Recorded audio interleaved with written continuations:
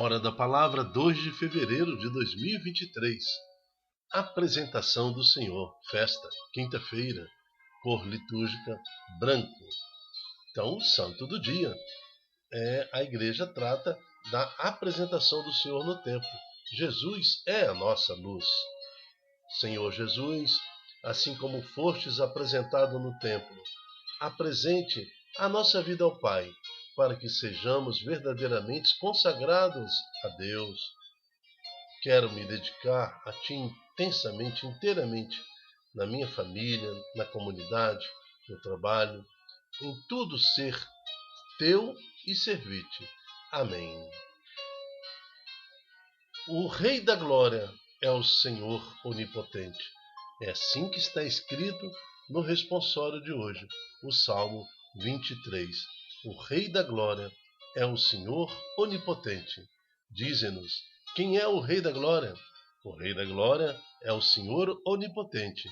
O Rei da Glória é o Senhor Deus do Universo. Estamos reunidos em nome do Pai, do Filho e do Espírito Santo. Amém. Primeira leitura está na carta aos Hebreus, capítulo 2, de 14 a 18. É interessante nessa leitura como que o autor, que é o apóstolo Paulo, vai colocar que Jesus é aquele que quebra as correntes que nos prendem na morte e nos livra. Todos nós que temos medo da morte, estávamos ali refém da morte por toda a vida, sujeito à servidão, mas em Cristo Jesus, esta atitude do Pai quebra essa servidão. Então não temos mais a corrente que nos prende à morte. Irmãos, visto que os filhos têm em comum a carne e o sangue, também Jesus participou da mesma condição, para assim destruir com a sua morte aquele que tinha o poder da morte, isto é, o diabo. Então nós estamos diante da realidade de que Cristo nasceu de uma mulher. Então ele, carne e sangue, semelhante a nós, um humano, olhando assim, humano como nós. Ele não se prevaleceu da sua condição divina e viveu as misérias da humanidade. Visto que os filhos têm em comum a carne e o sangue, assim também Jesus participou da mesma condição nossa. Então todas as suas necessidades carnais, tudo que você sente, Jesus também sentia, para assim destruir com a sua morte, ou seja, depois de resistir ao pecado e às tentações, não pecando, um cordeiro que foi ofertado, realmente um cordeiro de relevância, importância no moral evangélico. Então ele se oferece como o verdadeiro cordeiro para aquele que poderia nos salvar, que é o próprio Deus. Ele tinha o poder também sobre a morte, e vencendo o diabo na sua morte. E libertar os que por medo da morte estavam a vida toda sujeitos à escravidão. Pois afinal não veio ocupar-se com os anjos, mas com as descendências de Abraão. Então Jesus veio para nós. Aquele que é pecador, nós que somos sofredores, estamos nesse vale de lágrimas. Jesus veio para nós, não veio para os anjos. Por isso deveria fazer-se em tudo semelhante aos irmãos, para se tornar um sumo sacerdote misericordioso e digno de confiança nas coisas referentes a Deus, a fim de expiar os pecados do povo. Pois, tendo ele próprio sofrido e ser tentado, é capaz de socorrer os que agora sofrem a tentação. Palavra do Senhor. Graças a Deus. Vivamos intensamente aquilo que o Senhor Jesus nos deu com sua própria vida. O poder da morte não nos escraviza mais.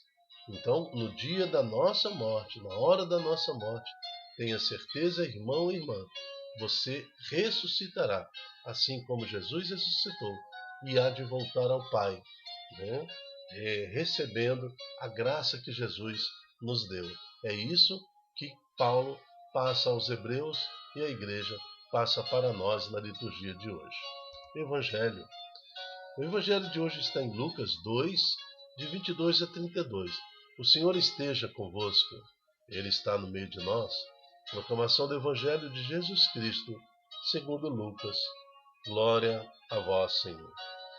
Quando se completar os dias para a purificação da mãe e do filho, ou seja, 40 dias depois do nascimento de Jesus, conforme a lei de Moisés, Maria e José levaram Jesus a Jerusalém, a fim de apresentá-lo ao Senhor, a fim de apresentá-lo ao templo. Eu quero lembrar que um anjo já teria revelado a José, pai de Jesus, esposo de Maria, que haveria perseguição de Herodes. E ele sai em segredo e se esconde lá no Egito. Então, esta viagem que José e Maria fazem com o recém-nascido também é uma viagem perigosa, porque eles voltam para a região onde Herodes queria matar o menino. Também Roma sabe, por um murmúrio, de que nascera o rei de Israel, aquele que iria libertar o seu povo. Também as autoridades romanas estão perseguindo este menino, estão perseguindo Maria, estão perseguindo José. Então eles veem que há meias escondidas, sofrendo o risco de ser encontrado e de ser denunciado. Então não é uma simples atitude ter ido ofertar a criança ao templo. Foi uma decisão de fé, uma decisão motivada no Senhor.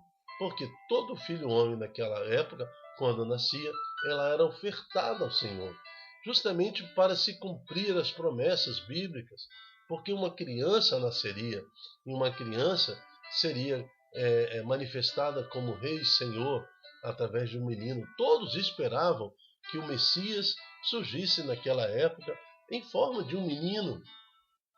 Deus se manifestaria daquela forma. Até os reis magos, que são reis de nações pagãs, então eles, também conhecedores da palavra de Deus, se deslocam das suas nações para ir reconhecer que aquele menino nascera, que era o rei de Israel, que era o rei e senhor do mundo, que era o Deus encarnado. Então até as nações pagãs que acompanhavam as escrituras e que acompanhavam as histórias do povo hebreu, sabia que naquela época seria apresentado-nos o Senhor Jesus.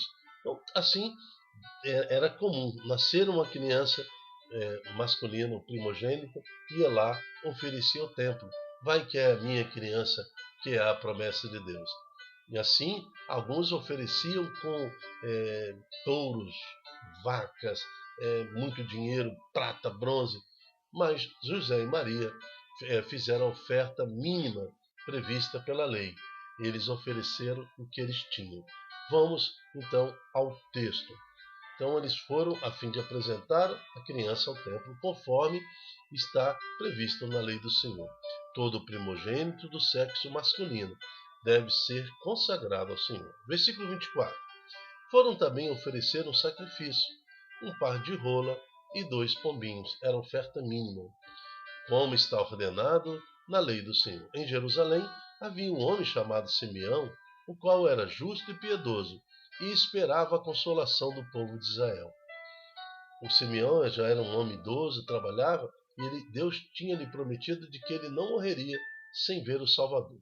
O Espírito Santo estava com ele, e lhe havia anunciado que não morreria antes de ver o Messias que vem do Senhor. Movido pelo Espírito Santo, Simeão veio ao templo naquele dia.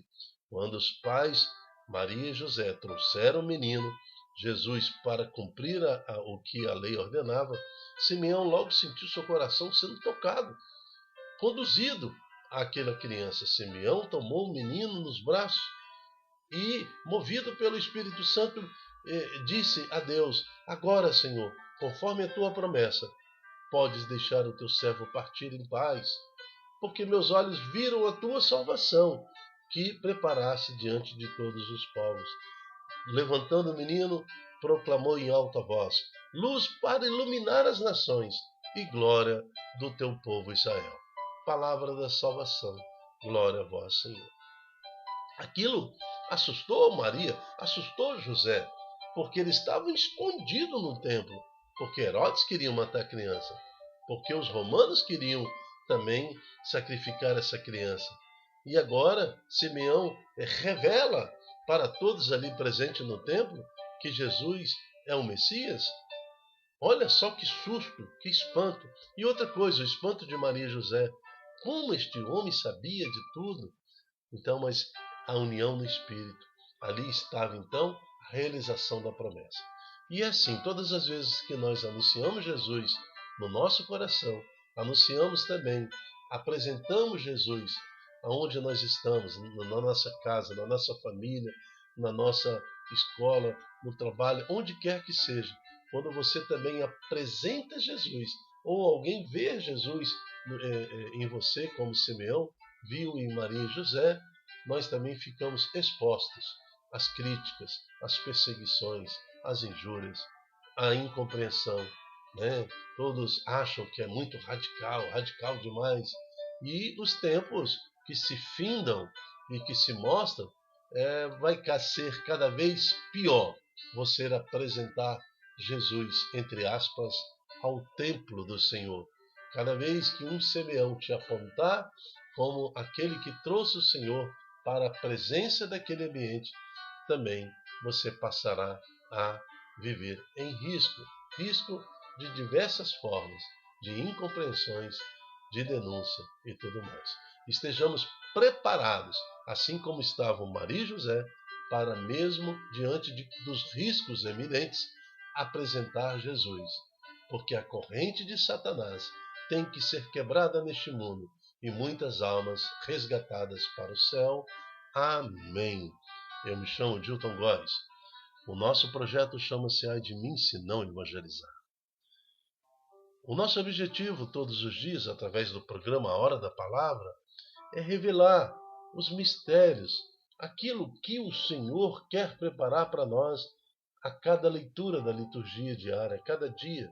E hoje, analisando a primeira leitura, o Salmo responsorial, o Santo do Dia, né, que é a festa da apresentação do menino Jesus, a condição de Maria e de José, o Simeão no templo, o Evangelho, nós compreendemos que o Senhor quer que nós apresentemos Jesus a todos, mesmo que isso nos custe a nossa paz, mas em resultado traga a salvação para as muitas pessoas. Até a próxima, se Deus quiser. Tchau, tchau.